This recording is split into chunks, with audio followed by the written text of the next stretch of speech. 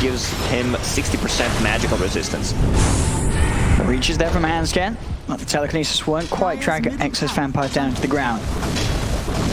But for as careful as Gambit is playing, any sort of slip up, any sort of point in the game where Dream is a little bit too far out there, Alliance, they just strike immediately. And they do it as a team, and you see sort of the way they stagger their spells, their stuns. It's done in a way that suddenly this morph, even though the strength is shifted pretty high for Dream, it doesn't matter. They have enough control and lockdown when they work as beautifully as they are right now. It's a lot of damage in short period of time with these heroes, especially Fogler. Gets a Fire Blast, Rubik is having an amazing time. Still 0 deaths, very nice spells to steal anything from Nyx Assassin, or if you steal Electric Vortex from Storm Spirit, even Frost Shield from Lich will do the trick. Pango with the Mindbreaker. So one of the juiciest ones for him. If he wants to take it, that is. We'll see who they do give the Mindbreaker to. Gambit. They're actually heading over again. Excess Vampire with the lead in. They do find the opening onto Nico. Baby, can they burst him in time? They can. They get the Slard kill. Can they go for more? Limb committing with the BKBs. Onto FNG with the Dragon. Now forced to the side, but FNG Frost Shield won't save him. The Lich goes down. Now the counter play. Nico, baby, he bought back for this. Sees an opportunity to get in onto Dream, but Dream turns to the Slard. He pounces away, but look who's waiting in the pit. He knew that this morph would try and juke things out into the Roche pit. He was waiting, had the Fire Blast. Dream is dead yet again, and Alliance can continue to clean up. Alliance, they are just stepping up their play. These movements, these calls from the Nico baby buyback to Fada in position, ready for the pounce. They're doing it all here, Alliance, and it's keeping them ahead. It's giving them the chance to go in a Roche. And that fight was without Dragonite ulti, man. What a positioning from Fada. Also, instant buyback from Nico, baby. He understands. Roche is out. We can take this fight. They can't fight us once again in this clutch area where Pangolier ulti is gonna stun them for so long. He also has the 15 level talent, extra 4 seconds duration, one of my favorite positions. Yeah. Level 15 talents. Fada and the lads ready to go here, holding this lead. It's still a close one because of how, you know, even though the kills, they're sort of spiraling out of control, you know, 24-6. 6k in here, it's a little more significant now that the Roshan has been taken, but you just look at GPK, you gotta say, how is he doing it? How is this guy so farm in a game that's looking pretty tough for Gambit? He is just keeping his cool, he's not letting himself go down, and he's still getting these items out at a very, very fast pace. He didn't die for the past 15 minutes. That's one of the reasons why he's still 3,000 ahead of Slark, even though they are getting both Roshans, they're leading in towers. It's insane. I mean, it really is. I mean, no surprise there that every CIS team wanted to get him. Because this is not an easy game for Gambit. Alliance, they're really amping up the pressure. But as I say, GPK, he's keeping his cool. The Orchid on top of this BKB Bloodstone is going to be out in excellent timing. And he can look to get a little more aggressive in the fights. As it's been so far, he's had to play it safe. Dream with the way that things are going, he's picked up the ultimate orb, but he realizes he needs that BKB as soon as he can. As it is, he's just getting chain stunned up in every single engagement. He's got to get that BKB done.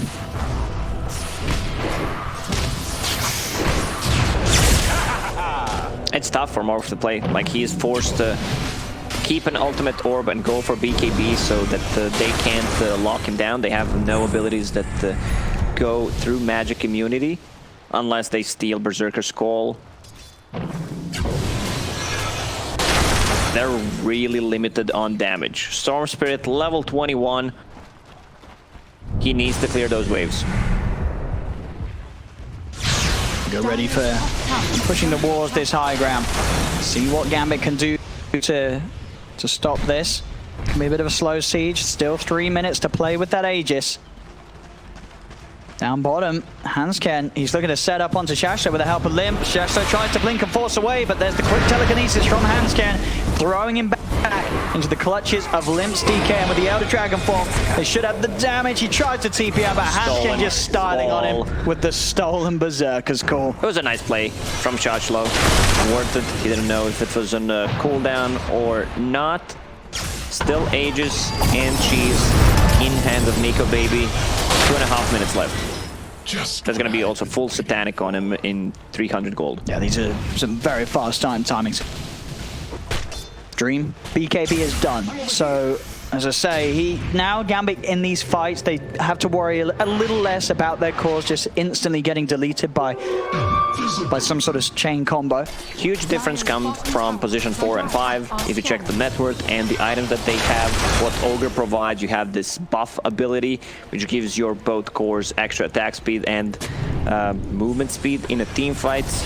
And then you have Rubik, who's got like 8, 0, and 10. They get a good opening. Straight away here onto Limb. Can they burst the DK in time? They can. They'll take down the Dragon Knight, but 33 just rolling around all of them. The BKB's out for both GPK and Dream, but he's been taunted over towards Hansken. Dream getting low. In fact, he's dead and gone. Hansken, again there, I believe, with the control. It was, I think, the stolen call, or at least the stolen Sinister Cage probably, but that taunt, he's just locking down this morph as soon as that BKB ends, and they kill Dream. This time, Gambit, they do get trades in return. They got 3 kills from it, and once again, GPK survives. That's what matters, even though they would want Dream to get some kind of XP and some kind of gold from that initiation. Slark still feels unkillable. They can't really kill this hero, especially with the Aegis and Cheese.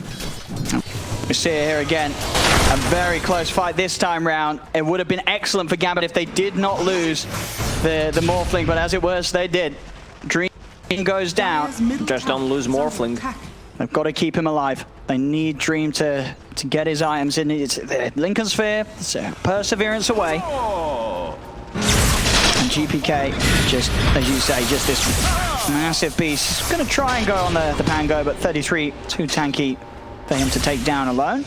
As he'll be able to get out with the zip TP. 33's got nothing in his items to do against that one. Once Storm gets to level 25, it's going to be pain in the ass to push out the waves. He can always just instantly kill them. And he is going for Aghanim Scepter, so this allows Lich's Chain Frost to deal more damage, also the AoE control. Also setting things up for Axe's Call.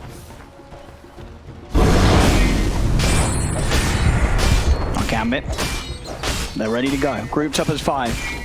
They want to try and find a pick-off. Nico Baby is going to be the target. He used the Dark Pact. It will end. Can they get the opening stun? They try with the call, but it's off the mark. They don't get the call. And so Nico Baby's allowed to pop Shadow Dance and, in fact, turn and start to fight back on them on the side. Hanskin's being focused. Pull back with the Vortex. GPK without silence. She will kill off the Rubik. They get the 1-for-1, but it's, again, not a favorable trade for Gambit. They're losing Dream every single time at the start of each of these fights. FNG will fall on top of that as Limp picks up the double kill. Now it's time to go for high ground. GPK once again did not die, still has Arcane Rune running Clarity Bottle. He wants to clear those creep. 1 level away from 25, and there it is. Oh, they left it. They're keeping the creep wave alive. I mean, they're into the base. They're fighting underneath tier 4s here, Alliance. Sentry's down. They've got the vision to look to go towards this Nyx Assassin. FNG will pull Nico Baby off to the side. The Sinister Gates ends. You can turn back towards, and they're forcing Vampire back. They don't want to lose these heroes this close to their advantage, but they will do so. Sparta Fire Blast the Nyx Assassin out of the game. They'll turn towards this tier 3 GPK. He's got so much work he needs to do, and he's trying his best. The BKB pop, he flips onto the Pango to get the follow-up Berserker's Call. With the remnant damage, they've got enough to burst him. He has the torch buckle out. 33 still alive. The Glimmer came. GPK wants to finish it, but he cannot quite do so. He used all of his mana, has nothing left to get him out of there as they get team-wide Gambit. Alliance, they take the tier 3, and they can go for more. Even Nico Baby doing a bit of shopping in their he drops Satanic. A little bit of a bad manner. The Storm wants to buy back and try to get it from there, going for tier 4 down. They want to end this game right now. Dream's back in a couple of seconds. GPK and Shashlo do have buyback available. So they'll have one more fight in them, Gambit, but they're down 34-10, a 10k lead for Alliance. As Alliance, they're looking to win this. Gambit's got to do something quick if they want to hold on to their chances here at the mine. Shashlo tries with the jump in, but he doesn't get the call in time. Dream commits with the BKB. He's trying to finish on Limp, but Limp's too tanky. They turn Swashbuckle to start. BKB's popped by Dream.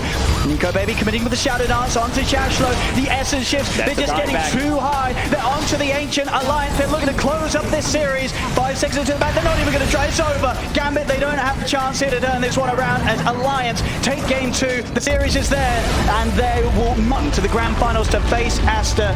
And today, I mean, they really did play like they meant it, Alliance, especially in this game 2. Some incredible performances across the board, and I think there's no questions.